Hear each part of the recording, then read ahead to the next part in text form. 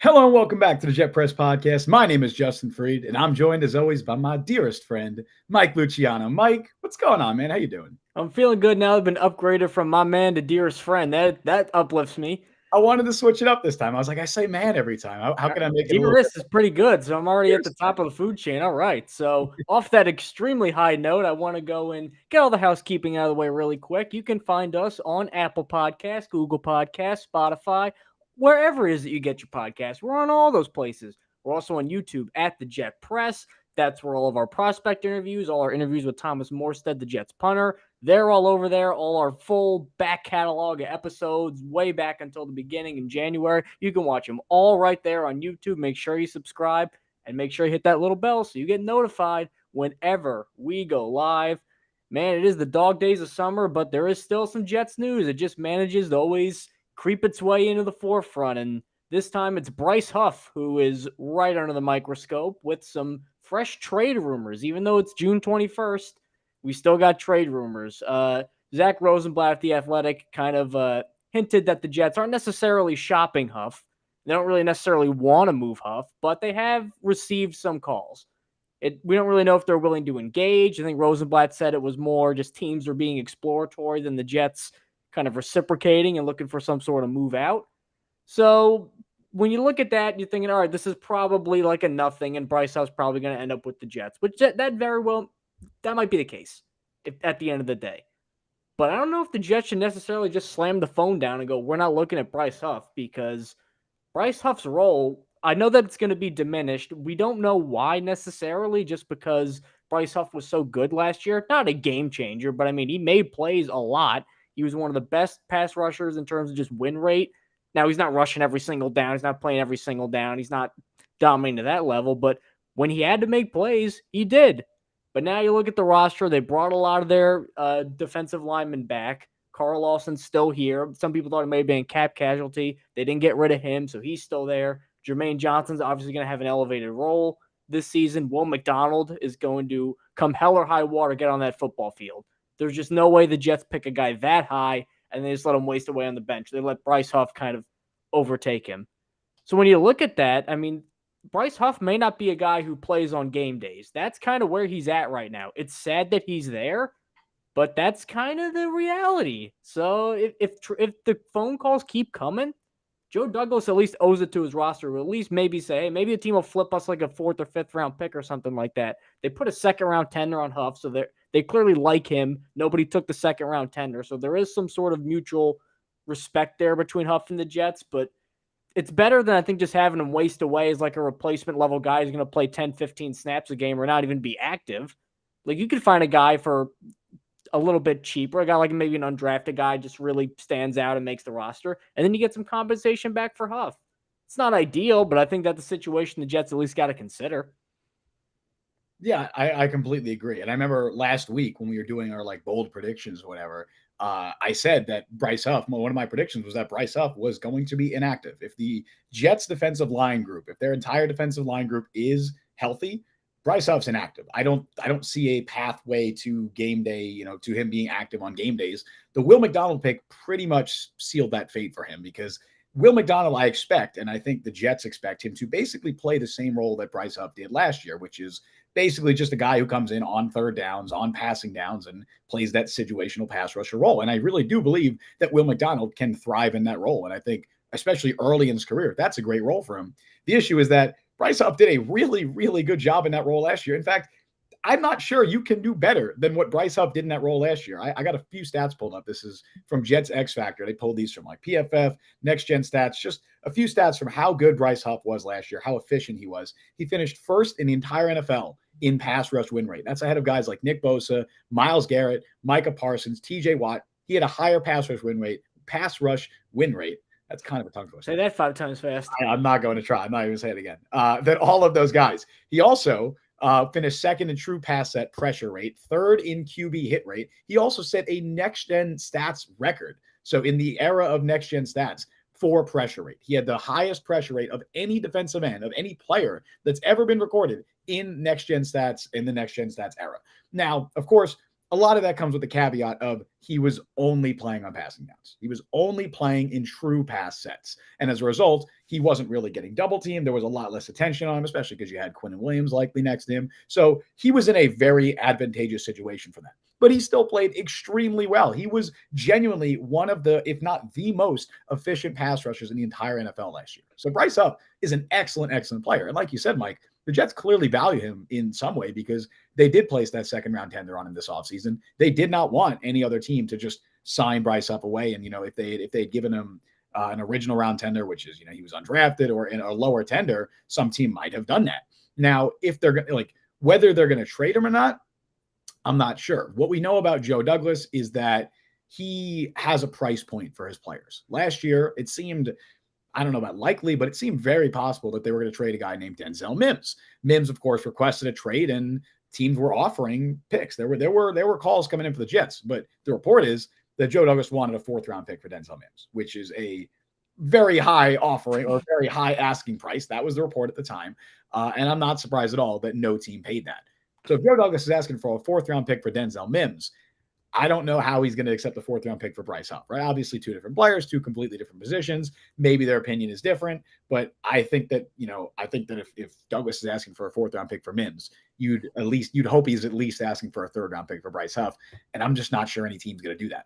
I do think that, of course, this is Robert Saleh's defense. He lives by the philosophy that you can never have too many pass rushers, especially a player like Bryce Huff, who is an extremely talented player who's coming off an incredible season, right? I know he just played a part-time role, but he was really, really good last year. That being said, like you mentioned, Mike, if he's just going to be inactive, if he's just going to sit there and even when he is active, play 10 snaps a game because they seem to just not trust him at all on early downs. They only want him in passing downs. If that's his role and he's a free agent at the end of the year and you can get a 4th-round pick for him or even a 5th-round pick, why not do it, right? I love Bryce Huff, and I'll be very sad if the Jets do trade him for a 5th-round pick. But given how they seem to value him, or at least the role that they've pegged for him on this team, it might make sense to consider trading him. I'm always indebted to Bryce Huff because he made me feel like an actual GM when I covered the Shrine Bowl when he was there. And very clearly, I think it stood out. He was the best defensive player. I thought him and Alex Highsmith were the 2.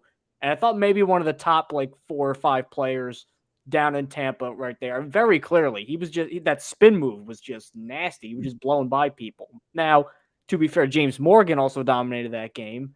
And do you remember Benjamin? Jets preseason legend James Morgan. I'll never forget that Hail Mary to Kenny Yeboah. I will never forget that Hail Mary to Kenny Yeboah. And then also, do you remember Benjamin Victor? Yeah, wide receiver. Ohio State. I mean, he was big and a good receiver. He just was too skinny. He was 190 at 6'4", and he did 9 bench press reps. So it's that's. I think he was still on the Ravens as of last year. I think he got cut. But anyway, Bryce Huff was in that elite. He was in that elite tier. Now, every time there's an undrafted guy like a Bryce Huff that sort of emerges as a capable player or an above average player in his case, there's always this tendency to go, oh man, the NFL messed up. How could they let him go undrafted? And yeah, the NFL did mess up, but there are reasons that he went undrafted. And part of the reason he went undrafted was I just don't think the Jets believe he has just the capability to learn run defense. I think they think Will McDonald definitely does. I think if they add weight to Will McDonald, he can be a solid run defender, even though he's primarily a pass rush guy. I just don't think they think that about Bryce Huff. And it really sucks because that maybe I'm just not as high in this guy as you, but I'm looking at him and Jermaine Johnson. I think right now, undrafted Bryce Huff is very clearly a better pass rusher for sure than Jermaine Johnson, 1st-round pick. And it stinks because Jermaine Johnson, where he got picked, is going to get so much more developmental energy put into him. Whereas Bryce Huff's already is he going to be on the roster next year? It's kind of a sad situation, but I get where Robert Saleh is coming from in that he believes that it's easier to teach pass rush fundamentals, pass rush tools to people that maybe don't have it yet than to maybe add weight to a guy and teach them the finer points of run defense as a defensive end who plays a lot of wide 9. And I think there's some truth to that. Now, it's going to be tough gauging the value for Bryce Huff. Like you said earlier, Joe Douglas it could be a good thing because that means he's not going to look like a rube and just trade guys away for the sake of making a trade. But also, it could lead to some awkward situations because then you're going to have Bryce Huff probably either wasted away on the bench and then his value is going to decline. So this is, if you want to trade him, now's the time to trade him. Don't just keep waiting and festering and, oh, maybe a guy will get hurt and he'll play well and we can bump it up. Like, it's a lot of variables, man. So if you want to do it, just rip the Band-Aid off and say, you know what, Bryce Huff, we think you're a fantastic player. But at this point right now, with the way that we want to build our defensive line, with the guys the draft capital too, that we've invested into these edges, there may not be a spot for you. And it stinks that it has to come to that, but I feel like that's where the Jets are right now. Of course, I'd say the argument, I'll play devil's advocate. The argument against trading him is, of course, like I said before, you can never have too many pass rushers, especially in this defense, and especially in a Robert Saleh defense. We've said it before, the Jets were very lucky with injuries on defense last year. They were very healthy. They were, I believe, like statistically one of the healthiest defenses the NFL has seen in a long time, at least if you're using Football Outsiders like injury, I forget what it's called, adjusted games lost, I think is the name of the stat metric. But you can never have too many pass rushers. And if guys get hurt, if say Carl Lawson gets hurt, if John Franklin Myers gets hurt, Jermaine Johnson, whoever, right? This is a Jets team that's trying to compete for the Super Bowl. You want to be able to say, hey, if one of those guys go down, we have a player who we know is really, really good that could step right into that role. Because say Carl Lawson gets hurt. Okay, boom. You bump Will McDonald into maybe a 3-down role or into an early down role, and as well as playing on passing downs, he basically takes that Carl Lawson role. And then Bryce Huff can take that Will McDonald role. You'd love to be able to do that and have that depth to have that kind of, have that depth on this defense. And I think that would be the best argument to say to not trade him. Also, maybe looking to the future, Carl Lawson's entering the last year's deal. I believe they can get out of John Franklin Myers' deal after this year. I'm not saying they will, but I believe they have the flexibility to if need be. You obviously want Will McDonald to take on a larger role. You want to see Jermaine Johnson take on a larger role. Maybe Bryce Huff, you bring him back and he's your top backup edge rusher next year. Maybe he kind of switches into that role and he shifts into that role. I don't know, but I think the most likely scenario is the Jets don't trade him. I think they just keep him as extra depth, and barring injury, he doesn't play a ton this year, which will make me sad. I won't blame Bryce Huff if he's upset about that, because he probably should be. And I think Jets fans will kind of also be surprised about it at first, because I think a lot of Jets fans are like, talking about Bryce Huff as if he's going to have a big role in this defense this year, which he should. I wish he did, but just the numbers game. It's really just the numbers game. But I do think there's a solid argument for keeping him unless you can get really good value. I think where I would set the bar would be a 4th round pick. Anything less than that, I probably wouldn't consider trading him. More likely to be traded right now, just off the cuff, Denzel Mims or Bryce Huff? Oh, Bryce Huff, because I honestly, I think Denzel Mims more likely to just be cut. Like I don't know if anybody's given up anything to Mims. Well, let me rephrase it. More likely to be on the opening roster. Okay. I'll say Bryce Huff.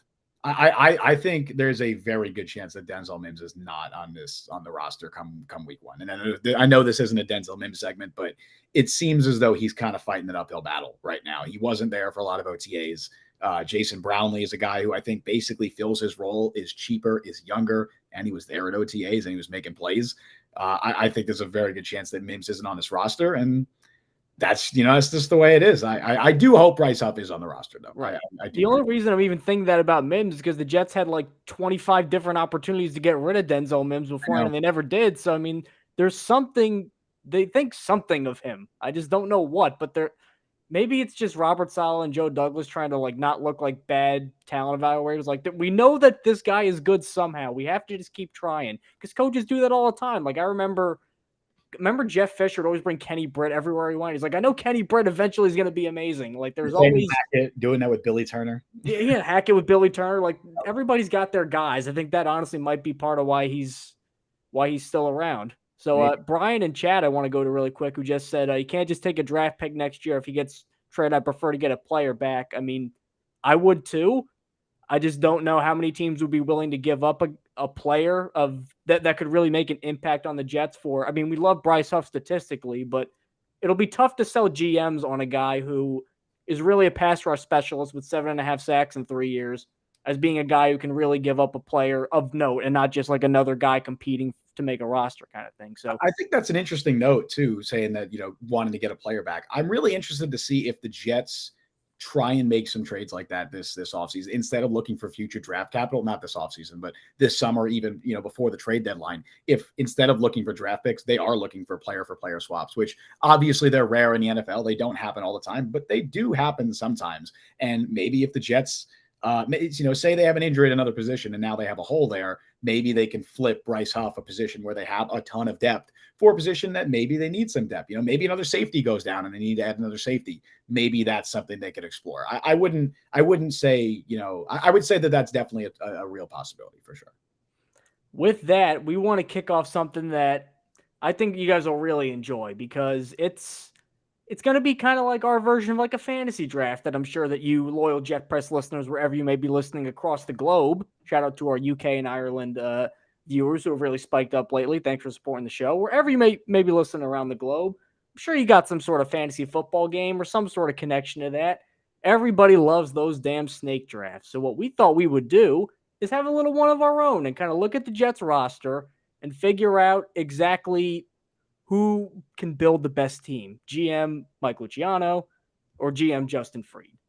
Now, first order of business we have to do is figure out who is going to get the first pick, and then we'll go sort of inverse. So first pick followed by the guy who doesn't will get 2 and 3, and then you'll get 4, sort of like a snake kind of thing. Now, do you have a coin? I do not have a coin. Okay. I was scanning around my desk insanely looking for something flippable. We're going to do this in the absolute worst possible way for a podcast. I'm going to ask Siri to pick a number 1 or 2. Okay. And also, I don't have my volume turned on. So you're just going to have to, I'm going to show the screen. So we're going honor system here? Yeah. Well, I'm going to show you the screen. Ready? All righty. Let's do this. Hey, wait, hold on. We got to determine. So 1 is me. 1, I go first. 2, you go first. Cool. Let's do it. Amazing content. Let's do it. The audio users are just going berserk. Pick a number 1 or 2. Okay, great. It said 57. Awesome. Thanks. Okay, how about you just go first? I'll defer to you. That was incredible. It thought I said between 0 and 100. That's amazing. Okay, sure. I'll go first. Thanks, man. You're so kind. With the first overall pick, are we going to call this anything in the 2023 Jets roster draft? Yeah, the Jet Press New York Jets roster draft. That's a mouthful, so we don't get to say it every time. All right. I pick Team Justin Fried selects quarterback Aaron Rodgers. I mean, I have to. Obviously, I have to do that. I feel like there's no real needed for an explanation here. I obviously have to pick the most important player on this Jets roster, and it is Aaron Rodgers. Also, this means you probably cannot take a quarterback, so I'm sorry about that. But I think that Aaron Rodgers is the guy to lead this team to greatness, and he's going to do that for my team as well. Me and Strevler will just run the wing T. That's what we'll do. So I'll just figure out, if I can't get a quarterback, let me get a defensive stalwart. So with my first pick in round 1 of the 2023 Jets roster draft, I'm taking Sauce Gardner. Mm-hmm. I'm taking Sauce Gardner, a guy who I think is probably a top 3 or top 2 cornerback in football right now. You can certainly make an argument last year he performed like the best. I'm hesitant about giving that to a rookie right now, or a second-year player, about having 1 year and saying he's the best. But you know what? He played like it, and that's good enough for me in the first round. So now on to round 2, where we invert the order, so I'll get the first pick. And I'm thinking, you know what? Maybe I should go get some reinforcements on the offensive side of the ball, or I should just build a mega defense no one will be able to get through. But you know what? I think I need some offense. So I'm going to go with Garrett Wilson as my first pick of the second round, mostly because of what I think he can be this year. We said this last week on the Bold Predictions podcast. I don't think it's particularly unreasonable to say, you know what, maybe, just maybe, he could compete for the AFC lead in receiving yards. He had 1,100 with crappy quarterbacks. Now he's got Aaron Rodgers. You're telling me that's not got to improve his yards? Come on, get out of here. I like it. I like it a lot. I think that you got 2 great young core players to build around. I am going to go a different approach here in the second round. So I get back-to-back picks here. I'm looking to build from the trenches. That is my mindset right here. And I'm honestly a little surprised that this guy is still available at the 4th overall pick. I'm taking Quinnen Williams, defensive tackle.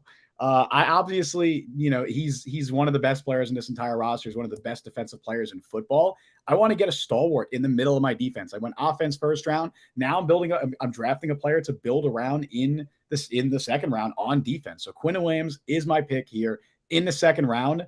And now we flip over to the third round, the first pick in the third round. I'm thinking what my roster building philosophy is going to be here, right? And if I have Aaron Rodgers, I know there's one position, I guess, on this Jets roster that might not be as deep as other positions. And so I'm looking at the offensive line, and I'm thinking I'm going to take Elijah Vera Tucker with my third pick. And I know I see your face that you wanted him to fall. My thinking is I don't think there's another offensive lineman that I want to take anywhere near this high. So I'm taking AVT right here in the third round. Give me Aaron Rodgers, give me Quinnen Williams, give me Elijah Vera Tucker. We're building the trenches. We're doing what Joe Douglas has been trying to do since he got here. Let's go, baby. Damn, I think there is a pretty firm consensus that if you were to rank the top 5, I feel like that's the top 5. You could maybe switch the order around of 2 through 4, but I feel like every Jets fan would say that's probably the top 5. Pretty awesome. Now I got the drop off over to 6, and I'm gonna stick with a philosophy that I think the Jets have adhered to because they said, you know what, we don't want anybody throwing the ball at all. So I'm gonna have maybe the best cornerback tandem in football. And I'm going to take DJ Reed with my third round pick in the 2023 Jets roster draft. Now, for all the hype Sauce Gardner gets, and I mean, that was deserved because that was as good a rookie year as you're going to see from like just right out of the box. Everybody immediately knew this guy was different. That overshadowed the fact that DJ Reed was one of the best free agent signings in football last year. Veteran leader, affordable contract, vocal guy, making plays inside, outside. Hard to not just fall in love with a guy like DJ Reed, especially since now I got both the corners. So you got Bryce Hall. Who's going to stop? What are you going to do with there? Well, hold on. We'll see. We'll see what happens. We'll see. Right. I don't think Bryce Hall is getting drafted unless I'm sorry. Certainly. I don't know if Bryce Hall's making the team, let alone getting picked here. I don't know if we mentioned we're drafting 10 players each. Probably should. We are doing that, yes. So we are done round 3 of 10. On to number 4. So for those that just joined, Justin has Aaron Rodgers. He has Quinnen Williams and Elijah Vera Tucker. Yep. I have Garrett Wilson. I have Sauce Gardner. And I have DJ Reed. So with the first pick of round 4, I'm going to, you know what? Maybe I go offense again. Just because I feel like I'm going heavy on defense. I got my cornerback tandem. You're not throwing the ball. Even though this guy is a little bit of a risk, and I may not be as goo gaga over it as everybody else, give me Bryce Hall, man. Oh, yeah. Give me Bryce Hall right now. I don't know what he's going to be because I don't know how healthy he's going to be or when he's going to go back to 100%. But, I mean, damn, those 4 games where Bryce Hall was really cooking, that was something special. Big guy, receiver, quick, great vision. The play that'll always stick with me is that play in Green Bay where he got that end around. It was supposed to be a trick play. It just didn't work, so we just ran for a 35-yard touchdown. I mean, you can't coach that. That's just all instincts and football talent.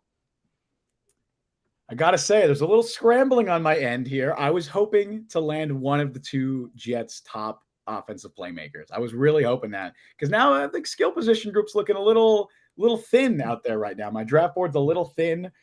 You're building the Packers. Aaron Rodgers just left is what you're doing. Oh, my God, you're right. We're going to have a really good D-line, and that's exactly what's happening right here. He's going to demand a trade to my team. I'm going to draft 3 mid-tight ends. Fullback in the 3rd round. Yeah, Nick Bawden's my next pick. Oh, man. All right. I feel like now it gets tricky. It gets kind of tricky. There's one guy that I've been looking at that I was probably going to draft. I was looking at Bryce Hall, but this guy I was probably going to draft as well. And I want that veteran leadership. I want to draft for defense. I want to keep building this defense, keep building that front 7. I want a leader on defense, just like I have one on offense with Aaron Rodgers. So I'm drafting the quarterback of the Jets defense. I'm drafting CJ Mosley. He's my pick here in the 4th round. Yeah, in the 4th round. I know Mosley still gets some crap from Jets fans, but he's still a very, very good linebacker. Who's giving CJ Mosley crap? There's a lot. Well, obviously he got a lot of crap early in his Jets career, but I think he's kind of put a lot of that behind him and shown that he's still a really, really good player. I'm not sure he's quite the player he was when he was in his prime in Baltimore, but he is the leader of this Jets defense for a reason. He was an all-pro last season. He's a great player, and I'm very, very happy that he's my pick here in the 4th round. Now it gets interesting because I'm still debating who my next pick's going to be. Here's where the fun starts.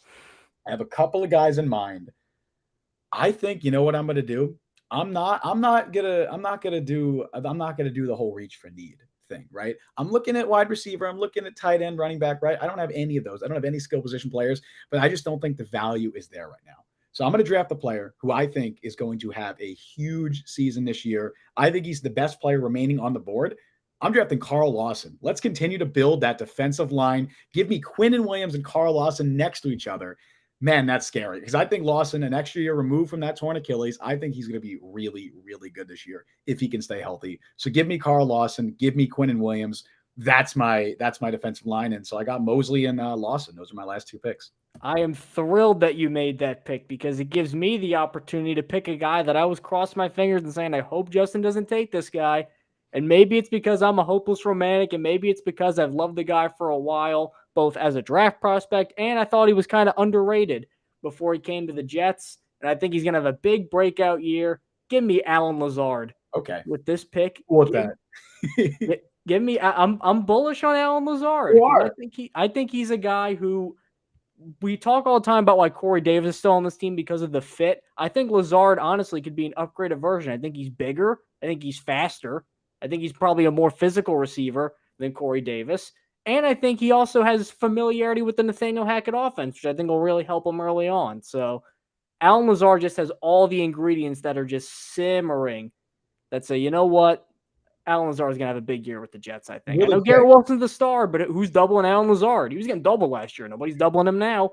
Really quick, I love the difference between our two rosters. You have 2 cornerbacks and 3 skill players. I have 2 defensive linemen, 1 offensive lineman, and a linebacker and a quarterback. I have no skill position players. Hey, speed kills, man. Al Davis. That's true. Al Davis, as we all know, famously drafted really well for the last 10 years of his life. We know that went well. Of course. So, rest in peace, Al Davis. All right, anyway. 6th round. 6th round pick, and that means that I am on the clock. And I'm thinking that, you know what, maybe I do need to finally go in the trenches. I mean, I can't build a whole team. I'm not building a 100-meter relay race team. I'm building a football team. So I'm going to go in the trenches. Vera Tucker may be gone, but you know who is not gone? Old reliable, the grizzled old vet, Dwayne Brown. Okay. Because Dwayne Brown, I know people are just assuming that, this is going to be his last year with the Jets and it's whatever. Dwayne Brown, while playing hurt for large chunks of last year, was pretty good at age, 37? So a healthy Dwayne Brown, who I think is right now, if you just put them both on a football field and say play tackle the best of your abilities, I think he's better than Mekhi Becton. Long term, probably not. Immediately right now, there's a game tomorrow. I think Dwayne Brown is a better tackle than Mekhi Becton. And on a Jets offensive line that's had some moving and shaking lately, it just makes too much sense for me to pick a guy like Dwayne Brown. I like that pick. I think that Dwayne Brown, a lot of people forget he was hurt last year. He played with basically the entire season with a torn rotator cuff. So and he was good. He was good. All right. He was all right. He definitely held his own. So I like that pick. I definitely think it's smart for you to finally add a player in the trenches. I've taken enough of those. So I don't think with either of my next 2 picks, I'm going to do that. I'm going to draft someone before you draft him because I feel like he's the last defensive back that I want to draft, at least at this stage. I'm going to go Michael Carter II. I need a cornerback. I think he's one of the best nickel corners in the entire NFL. I don't think the value's there with these Jets safeties, and there's definitely not another corner that I'm looking to take over Michael Carter. So give me Michael Carter. I finally add a defensive back. I add a cornerback. That's crazy that the top 3 cornerbacks on the Jets were all just drafted in the top 11 players or whatever it's been.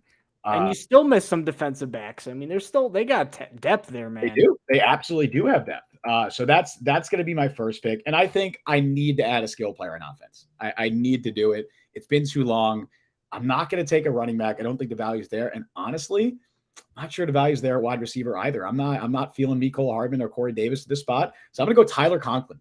I think with a legit quarterback now in Aaron Rodgers, Tyler Conklin could have a very good year. He was held out of OTAs with an undisclosed injury, but the Jets expect him to be ready by training camp. So give me Tyler Conklin at this spot. I would love to see the Jets target their tight ends more in the red zone this year. And if that happens, I think Conklin is definitely your tight end 1. I know people are looking at Jeremy Ruckert and he can take some snaps away this year, but I think if anybody's going to be the opposite of a beneficiary of that, whatever that word is, I can't think of it right now. But I think that's going to be CJ Uzomah. I don't think Conklin's reps are going to get cut into. He's going to be my top skill player in this offense. A Tyler Conklin-led passing game. I mean, it worked out so well for those Kirk Cousins Vikings. Everybody got hurt. Rodgers will make him look good. Rodgers will make him look great. I bet. I mean, I still don't have a quarterback. I got to get like Zach Wilson at the end or something like that. Right. So, but I'm looking at the Jets roster right now. I want to get on the ground floor or something I think could be really good. Everybody's drafting for the right now, but I want to secure that guy that I think could really blow up. So before you take him, I am snatching Will McDonald right now. because Fair. Will McDonald is a guy who, as mentioned on the last podcast, I genuinely think that if you take Will Anderson out of it, because I think Will Anderson is a Myles Garrett level defensive end prospect that did not get discussed as such for whatever reason. I think Will Anderson's unbelievable.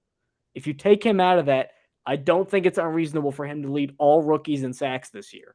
With how quick he is, with how he's finally in position, with the depth on the defensive line, so he's not going to get like zeroed in on like maybe Anderson or like Tyree Wilson might be with the Raiders. I think he's in a really good situation to just pile up the sack and pressure numbers. I even compared it to Carl Lawson during his rookie year in Cincinnati. I think he'd have a similar sort of impact. So with that, we are done. I believe round 6. Yep, that was 7.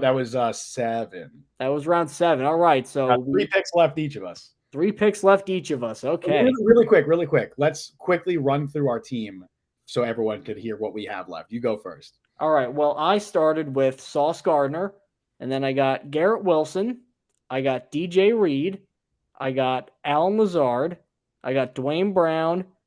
I got Will McDonald. And then I got I'm missing one. Oh crap, I'm blanking on my round 3 pick.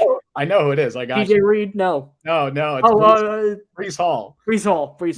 Damn. Bryce Hall was your 4th round pick. I wrote this down as we were going along, just so I have this. I knew I was gonna forget. Oh boy. So all right. So your team definitely heavy on skill position players. You finally are adding trenches with Dwayne Brown and Will McDonald there. My 7 players that I've taken so far started off with Aaron Rodgers. I think that one speaks for itself. Then I built trenches. Quinnen Williams, Elijah Vera Tucker, took a leader on defense in CJ Mosley, took Carl Lawson, who I hope will have a huge bounce back season now that it's another year removed from that torn Achilles. Then I went Michael Carter the second and Tyler Conklin, 2 players who I think are very underrated on this team. So those are our rosters right now. We have 3 picks left. Mike, you're up in the top of the 8th round. Who do you got? I'm going to have to go trenches again. There's too much depth here for me to not go trenches again. And that means Jermaine Johnson. Did I just say earlier on the podcast I am not a fan of Jermaine Johnson as a pass rusher? You're damn sure I did. However, is there potential there? 100%. Is he a great run defender right now? Totally. That's why I'm grabbing Jermaine Johnson right here.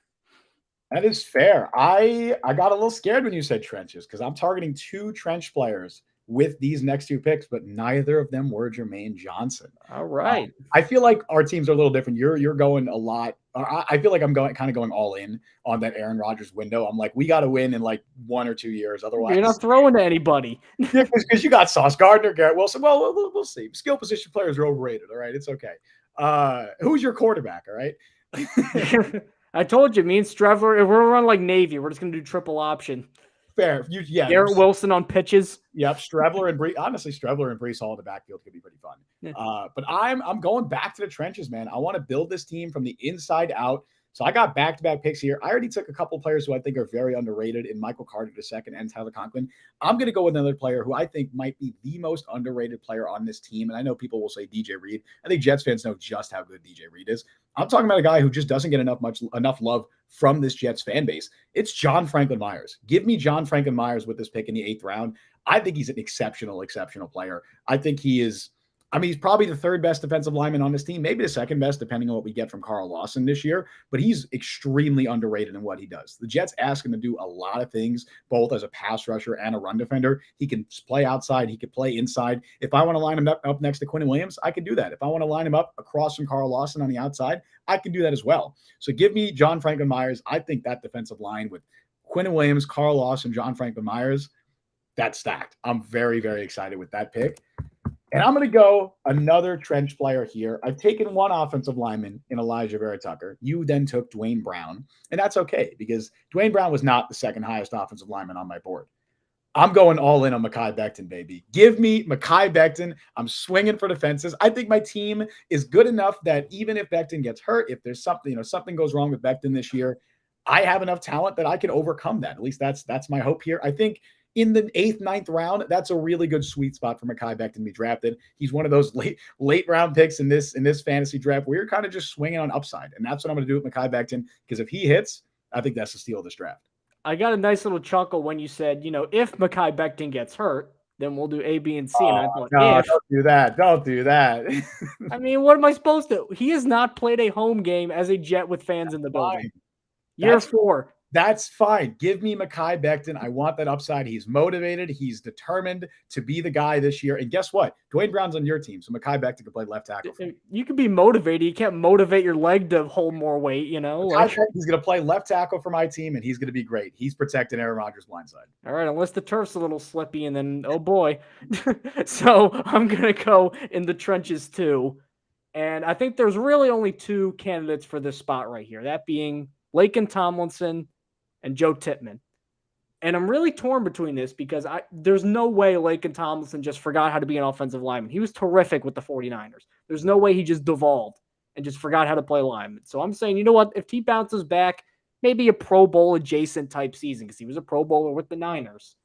Or I could go on the ground floor again and get a guy like Tippmann, who we both liked as a prospect. Not perfect, but we both liked him. And I think he's probably one of the more safe players. I mean, very few guys. Do you see anybody say, oh, Joe Tippmann's terrible and he's going to be a bust? I feel like everybody kind of thinks Joe Tippmann's going to be a solid professional player. And that's why I'm going to go with Joe Tippmann. I just don't want, I do have some volatility on there. I can't take another year of how good is Laken Tomlinson going to be. And that brings us to round 10. And I'm kind of backed into a corner because I didn't have a quarterback early on. So you know what? Even though look, you know my thoughts on this guy. Come on down, Zach Wilson. I thought you were going to say Tim Boyle. I really thought you were going to say Tim Boyle. Man, I do know your thoughts on Tim Boyle. I've seen Zach Wilson at least like make an above average throw, which I have not seen Tim Boyle make. So, and you know what? My team is going to, you know what? It's very similar to last year's team where they won in spite of Zach Wilson. We're going to win in spite of Zach Wilson. It is extremely similar. I can't help looking at your roster. I can't help but feel like Dwayne Brown just got so lost. Like he's completely out of place. You have a bunch of dudes on rookie contracts with the exception of DJ Reed and Alan Lazard. And then you have Dwayne Brown, who's 37 years old. Veteran leader, man. Veteran leader. Keep the young guys in line. Meanwhile, I guess thankfully we're not taking salary into account here because I have two players on rookie contracts, and it's Michael Carter II and Mekhi Becton. So I'm glad that there's no salary cap in here. We're playing with the Saints rules over there. Yeah, no salary cap in this universe. Mickey Loomis. Mickey Harrison was the Heat. Mickey Loomis. So now we have Mr. Relevant in this draft. We have the last pick of the draft.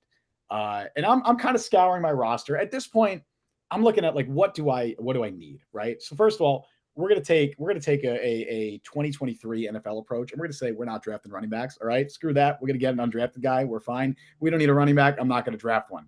But I still don't have a wide receiver. So I really think in true Aaron Rodgers fashion, we're going to add our only wide receiver, and it's going to be in the late rounds of the draft. It's, in fact, going to be with our last pick of the draft. Don't make it who I think it's going to be. I'm not.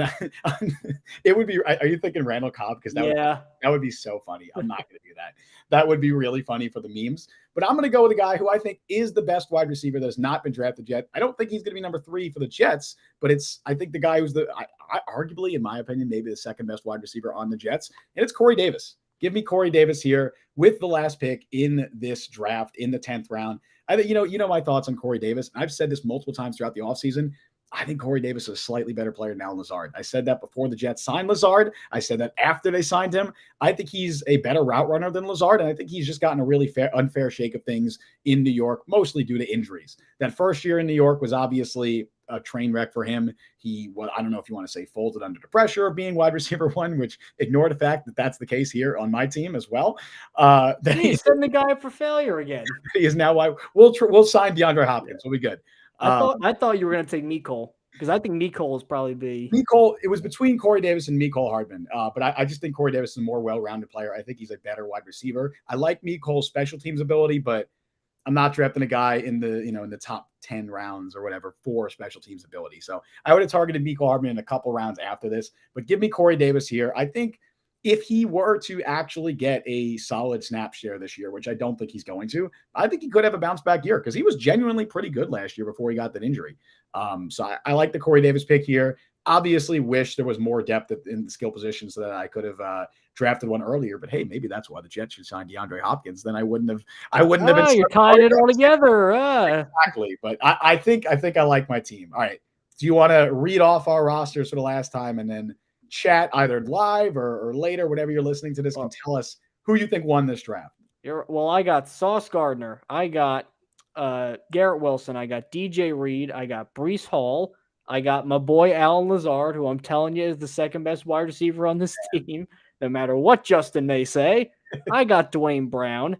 Then with my 7th round pick, I went with Will McDonald, and then Jermaine Johnson right after that, really stacking up on the defensive ends, followed by Joe Tippmann, and then begrudgingly, at gunpoint almost, Zach Wilson.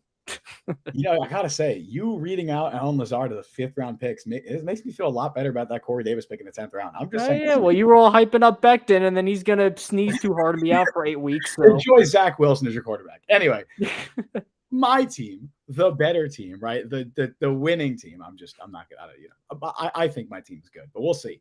I got Aaron Rodgers with the first pick. So I gotta say, thank you for letting me have the first pick there, because I think this draft goes very differently. Better than Siri doing it. So, dude, Siri sucks. It's bad. Anyway, Aaron Rodgers first pick, Quinnen Williams second pick, Elijah Vera Tucker, C.J. Mosley, Carl Lawson, Michael Carter II, Tyler Conklin, John Franklin Myers, Mekhi Becton, and then in the 10th round, Mr. Irrelevant, steal of the draft, Corey Davis. Let us know what you guys think. This will probably be up on the social pages. You can do a little interacting over there. We'll finally find out who wins this thing, and it'll be fun watching in the regular season. I bet this thing will get brought up again in the regular season. Oh, for sure.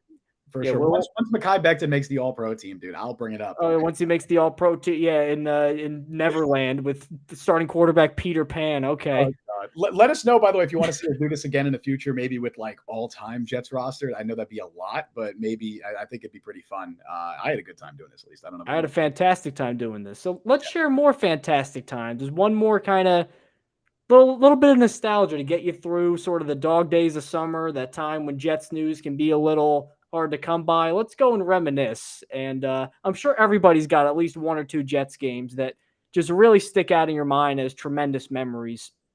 I want to dive into 2. There's a couple.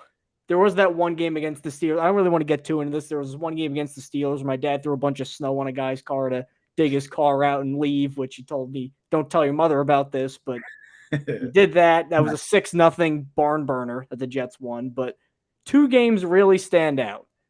One of them being the last game at the old Meadowlands, which I went to. God, I had to be maybe 12, and I had to leave like early in the 3rd quarter because it was a school night.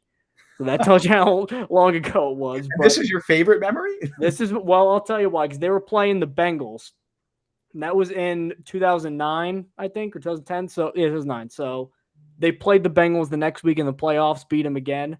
But they had to win that game to get in. It was a win and they're in thing. They won 37-0. Carson Palmer played only the first half. He went 1 for 11 with 0 yards and an interception. I mean, Carson Palmer, great quarterback. He performed like that. The Bengals had 9 total yards of offense in the first half, and the Jets are up 27-0. I mean, they were just steamrolling them. Everybody was going crazy. I was getting like high-fived and hugged by like strange old men that I didn't know because it was just this euphoria of like, hey, kid, come here. It was complete bedlam. Marty Lyons gave a halftime speech about they're tearing this building down, but it can't take away it was a rousing moment. I felt like I was like gonna be on like the battlefield, like a general was talking. It was just this euphoria. That is awesome. That is awesome. Yeah, it sucks you had to leave early, but yeah, I mean look, I love my mom. My mom's amazing, but I mean, like, I think she was just like, oh, it's a school night. I'm like, but it doesn't matter that it's a school night. Like, yeah. Was your dad there too, or no? Yeah, he went. Yeah, he went. So that wasn't the time he shoveled the snow, though, right? No, that was a different time. That was okay. Yeah. I think I had to be like 6 then, and I'm just sitting. Imagine a 6-year-old like in driving snow, watching a 6-0 game against the Steelers. I think Tommy Maddox was the quarterback for the Steelers then. So yeah, that was that era. Wow. Well, that is an awesome story. I don't know if I've ever told this to you, and I've mentioned it before in the past on Twitter in passing, but I don't know how many people watching this or listening to this actually know about this, but I'm going to tell you my Tanner Purdom story. Tanner Purdom, of course, a former long snapper of the New York Jets. He was a Jets long snapper for a long time. And my entire life, I've kind of latched on to like those unheralded players, the kind of under the radar, unknown players that aren't really, in the high profile. It's the reason I have a Will Parks jersey. I love Will Parks. Tanner Purdom was one of those guys. Other guys like Darren Walls. I love Darren Walls. I loved Josh Baker. Like these are crazy shouts, right? I love Tanner Purdom, and I got a Tanner Purdom jersey. I was one of the guys, one of the few people in the world who owned a Tanner Purdom jersey. Does Tanner Purdom's mom even have a Tanner Purdom jersey? Well, we'll get to something about his family in a moment, as a quick little spoiler. But anyway, let me bring you back to the years 2016. It is December 17th. Now, this is obviously a bad Jets team. This was New York Jets versus Miami Dolphins at MetLife Stadium. As a quick spoiler, the Jets lost this game 34-13. It was a thrilling quarterback matchup between Matt Moore and Bryce Petty. And it's just an incredible game. Why'd you have to bring up Bryce Petty? Now, of course, the game itself is not the reason that this is a great memory for me. Although Sharon Peak had 2 catches in this game, so that's pretty fun. Just throwing out little fun facts that when I was looking up this game, trying to remember what happened in the game because I honestly don't remember. That's what I saw. But anyway, wow, Matt Moore, 12 of 18, 4 touchdowns. I mean, Yep. it was just that was embarrassing. Winning quarterback performance by Matt Moore there. So anyway, I was a freshman in college, and like the sport management department, right? That was my degree that I got in sport management. Decided to like do a trip to MetLife Stadium. So I went with a bunch of my friends. We went there, and we were like sitting behind one of the end zones was where we were sitting, and I never sat there before. It was pretty cool spot. And we were just just sitting over there. This is, by the way, also a fun fact about this story. This is the day that I made a Twitter account for the first time. And this is my Twitter account, my personal Twitter account was created on this day, December 17, 2016, because of this story. Because when I was going to that game, me being the fan that I was, this is before I started writing at the Jet Press. I was just a fan watching. And I was wearing my Tanner Purdom jersey. And I'm like, it would be great if I found a way to let him know that I was wearing this jersey. And so I created a Twitter account. This is not a joke. I created a Twitter account with my original handle, which I think was like Jets fan and then my birthday. I'm pretty sure it was like Jets fan. Giving out your personal information in the Twitter handle. That's a good strategy. I think it was Jets fan 0615, which, hey, my birthday was 6 days ago. That's happy birthday, Justin. Thanks, buddy. And so I'm pretty sure that was it. And I quickly had changed that afterwards. And that's the same Twitter account, by the way, that I have now. But made that account, literally tweeted at him with a horrible picture of myself wearing this jersey strapped into a seatbelt on the way to the game. And just was like, hey, added at him. I didn't know how Twitter worked. And I was like, hey, I'm wearing your jersey or whatever I said, and I hope to see you at the game, right? Whatever. Obviously, he didn't see the tweet originally. Again, spoiler. Get to the game, and I'm like, all right, I got to find another way to show him that I'm wearing my jersey. Because I think it'd be pretty cool if he saw, one for me, I think that's a really cool experience, but also for him, like how many people go to games wearing Tanner Purdom jerseys? I think that'd be pretty cool for him to see. So I'm looking around the stadium, trying to find out where I can, where the best position for me to get him to see my jersey is. And so I see the tunnel where the Jets are running out of and, running in and running out of, and special teams is already on the field. So I'm like, okay, if I go to where that tunnel is, when the special teams goes in, I can stand on top of the tunnel and show him my jersey. That's all I wanted, right? So I'm like looking around the stadium, trying to find where I got to be. And I go to the area where like that tunnel is, right? And I look down, and I'm not kidding. I'm not joking when I say this. I look down, and like probably 3rd, 4th, 5th row, something like that, there's 2 people wearing Tanner Purdom jerseys. And I'm like, well, that's insane. This is crazy. Either they're as ridiculous as I am, or more likely they're family members or they know him, right? That was my thought process. And so I'm like, all right, I got to go down there. And I tried to go down there, but then the usher stops me and he's like, you got to get, where's your ticket? And I'm like, listen, I explained to him the exact situation. I don't gets that 10 times every day. I don't bullshit anything. No, he does not get what I'm about to tell him. Not Tanner Purdom, but like, hey, I want to see this player. No, I'm not even that. I'm like, you see those 2 people down there? They're wearing Tanner Purdom jerseys. He's the long snapper. I'm also wearing this jersey. I just want to go talk to them and ask them where they got their jerseys or why they have their jerseys, right? And I'm like, 5 minutes. I'll come right back up after 5 minutes.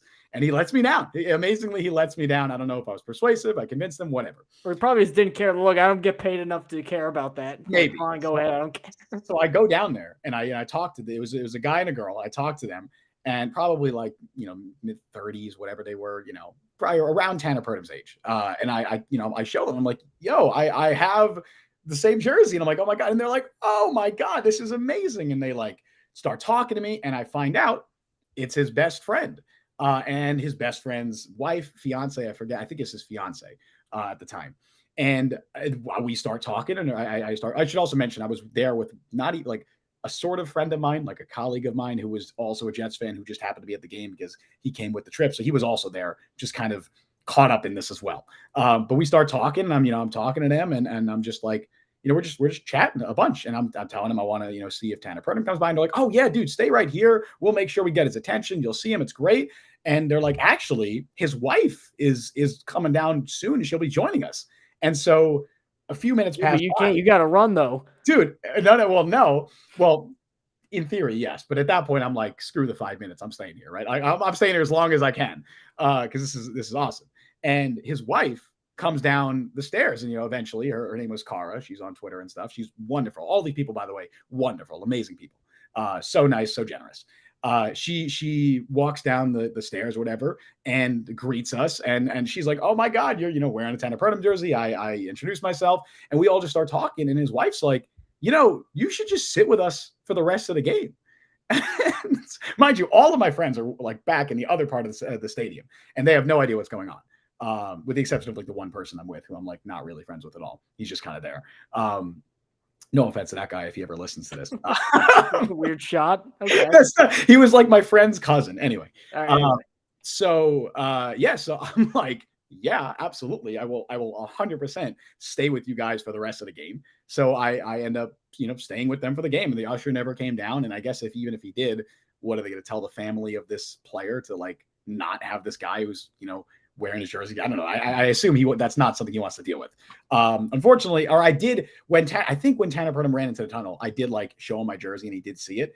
But there's more, right? So I ended up sitting with them the whole rest of the game. Obviously, an awful game. We already went over how bad it was. This was the game, by the way, the famous play where Bryce Petty got sandwiched between, I believe it was Cam Wake and Ndamukong Suh. That was that game where he just got absolutely obliterated. So that was, I guess, a highlight, low light, whatever you want to say of the game. But anyway, stay the whole rest of the game. And I forget at one point, but she's telling me all these stories about Tanner Purdom. So just all this stuff. Great stuff. And then after the game, or at some point during the game, she was like, after the game, let me take you to meet him. Let me take you, back, and you're going to meet him, and, maybe meet other players. And I was like, it's amazing. Now, obviously, like, I'll say this, me in 2023, that'd be awesome. And it's an amazing experience. Me in 2016, I was blown away because like, I was like totally a fan. I've never talked to any Jets players. I've never talked to like athletes. This was like the coolest thing. Right. And so after the game, like they bring me out back where like all the players are. And I ended up getting a ton of signatures even before I met Tanner Purdom. I got signatures on my jersey from, I'll start with the highlights and then kind of work my way down if I remember them all. Leonard Williams, which that was insane. I believe, Robbie Anderson, Chosen Anderson, whatever. Robbie Anderson, Chosen Anderson. He definitely didn't sign. The artist formerly known as Robbie Anderson. Right. And then there were a couple of not as relevant players. And I don't even know if you remember one of them. So Lachlan Edwards, I know you remember Lachlan Edwards, of course. Jalen Marshall. I believe Jalen Marshall was one. Oh, Buckeye. Yeah, I believe it was Jalen Marshall. Bootleg Percy Harvin. Yeah. No, it might not have been. Who was it? Oh, it might not have been Jalen Marshall. Somebody, whatever. Craig Watts. Do you know who Craig Watts is? I'd be stunned if you knew. I know a guy named Craig Watts that probably did not play for the Jets. So he was a backup offensive lineman. I don't believe he ever played in a game, but he was like on the team at that point. Oh, that's got to be rare. You got like the one signature of this guy. Dude, there's one Tanner Purdom jersey signed by Craig Watts in the world, and I own it. It's a collector's item. NFT. Can't take this. Yeah, so that was like amazing. I got to see all players, and then of course Tanner Purdom makes his way down, and I talked to him for a little bit. He signs my jersey. We take pictures together. It was amazing. It was an awesome time. His wife was amazing. His friend and friend's fiance, they were all incredible people, and they like sort of kept in contact afterwards too. In fact, that Christmas, or it might have been the next year's Christmas, I think it was that Christmas, I get a DM from Tanner Purdom, who, by the way, after the game, did see the tweet and did reply to it, quote tweeted it on Twitter. And if you scroll back long enough in his Twitter history, you could find that tweet. If anybody wants to look and see. I don't think he's tweeted a bunch. You could probably find that. But he did quote tweet it after the game, and he DM'd me like weeks later and sent me a new, fresh Tanner Purdom jersey for free for Christmas because he's an awesome dude. Oh, that's nice. Amazing guy. And then I guess the last part of that is that after all the players had left, right, I'm kind of just like, my phone was almost dead. I'm taking it all in. I had told my friends what was sort of happening, but they were like kind of, in the dark about a lot of Like stuff. we're already on the bus back to school. I Goodbye. had no idea what was going on, right? So I like tried to fill them in on stuff. And as I'm on the phone telling them what's happening, I look over and I see, you're not going to guess. You would never guess who I'm about to say, right? It's not even a player. I see Michael McCagnon, Mike McCagnon and his, I assume, wife walking out of the stadium. I better hope it's his wife. Yes, I don't want to get this man in trouble. Yeah. I hope it was his wife. I'll blow up his spot here, man. That would be, that'd be pretty awful if I just like outed him on the spot right there. But I think it was his wife walking out of the stadium together, and like everybody was gone. Like all the fans were gone, all the players were gone. It was just like I was just kind of chilling in like sort of where the parking lot is. And I talked to him, and I ended up like shaking his hand, took pictures with him. It was crazy. I think I asked him at that point if the Jets were going to re-sign Tanner Purdom because he was a free agent at the end of the year. They did end up, I believe, re-signing him, and I think they re-signed him, but that was the year they ended up cutting him and ended up bringing in Thomas Hennessy. So they did re-sign him, but they cut him, so that sucked. But yeah, that's pretty much my Tanner Purdom story. That's pretty good. It's crazy, and I still like I sort of keep in contact with him to this point. That's awesome. Great guy. I honestly would love to have him on like as an interview. I should totally reach out to him because I'm sure. Yeah, I never had like an interaction with a player like that. The only time the only other one that came close to the Bengals one though was I was at Jets 7, Cardinals 6, where this was Mark Sanchez going 10 of 21 with 3 picks, and Ryan Lindley 10 of 32 with a pick.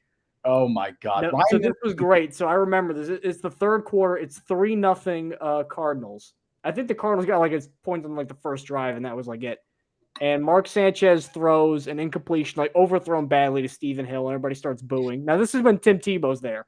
This is the Tebow year. Oh boy! So but Tebow's there. He's warming up on the bench. They're showing him on like the board. But then the whole crowd just going, McElroy for Greg McElroy.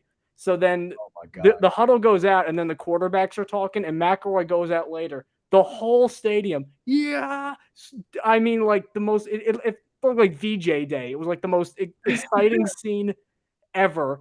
Then he's just running a little bit, incomplete pass. Then his first drive, he throws like just a regular, like a slant to Stephen Hill. He catches it. Everybody, it's like when Strevler had that play. I was literally about to say that because I was at that Jags game where Strevler played. It's reminding me. No, nothing like this was. It tops that if you could imagine that. Yeah. But and then the best part was he threw a touchdown to win the game, but it was just like a little dinky 1-yard pass to Jeff Cumberland on a rollout. You would have thought that he like threw a 70-yard pass to win the game. I mean, it was just pure. It was the most euphoric I've ever seen the Jets cry. And then the next game he played the Chargers and got sacked 10 times, and that was the end of Greg McElroy. But yeah, I mean, he had that one moment. He had that one moment in the league, and I got to see it. So wow. So that was Greg McElroy's highlight of his career. You saw one of the 2 Greg McElroy appearances in his Jets. One of the good one, because he had a good one and a bad one. I saw the only good one he had. So, by the way, Ryan Lindley, Ryan Lindley is my Tim Boyle. For like how you feel about Tim Boyle is how I feel about Ryan Lindley. I think Ryan's good in college though. So I think Ryan Lindley is the worst NFL quarterback I've ever seen play. I've ever seen start an NFL game. He has started, I believe, 2 postseason games. Yeah, which is unbelievable. Like that's crazy that he started 2 separate occasions. It wasn't even the same year. He started 2 different playoff games. He's a coach now. Remember, he was with the Browns for a little bit, and I think he's in college now. But good for him. I hope he's doing well. I mean, he figured out where his talents lie, man. I hope he's doing well. I mean, he's a million times better quarterback than I'll ever be. But that's not saying much for either of us. But yes, Ryan Lindley could probably beat us both up. He's a big dude. He was like 6'5". So I don't know. Obviously, yeah. I just remember like seeing him play and being like, I've never seen somebody play the quarterback position worse than this. Like it's like the worst NFL quarterback I've ever seen. And then we saw Zach wilson. So on that note, then we saw Zach Wilson. On that note, your quarterback. That's your quarterback. Remember that. That's your QB. Begrudgingly, not by choice. So on that note, we'll call time on this show, which was kind of a fun one. I thought really nostalgia-y. Thank you guys so much for tuning in. You can find us on Apple Podcasts, Google Podcasts, Spotify, wherever it may be that you get your podcasts. Take us home, Justin. Yes, sir. I had a lot of fun today. I hope you guys watching did as well. Make sure to let us know, one, if you want to see us do that again in some other capacity, maybe with like an all-time team would be fun. And definitely let us know if my team was better or if Mike's team was better, and we think we know. I think I know which one's the better one, but Yeah, I let us mean, you could vote for Justin if you're wrong, or you could do the other one. definitely Your let choice. us know. And also, thank you all for joining us on the show today. You can follow Mike on Twitter at @ByMikeLuciano. You can follow me on Twitter at Justin T. Freed. Maybe you'll see some of those Tanner Purdom tweets if you go scroll way back. Follow the Jet Press at the Jet Press. You can download the Jet Press podcast wherever you get your podcasts. Also, check us out on YouTube. Subscribe, like, hit that notification bell. You guys know what to do at this point. We stream live every Wednesday at 3 p.m. Eastern Time. Thank you all for joining us on the Jet Press podcast. I've been Justin Freed. That has been Mike Luciano. See you guys next time. See you folks next week.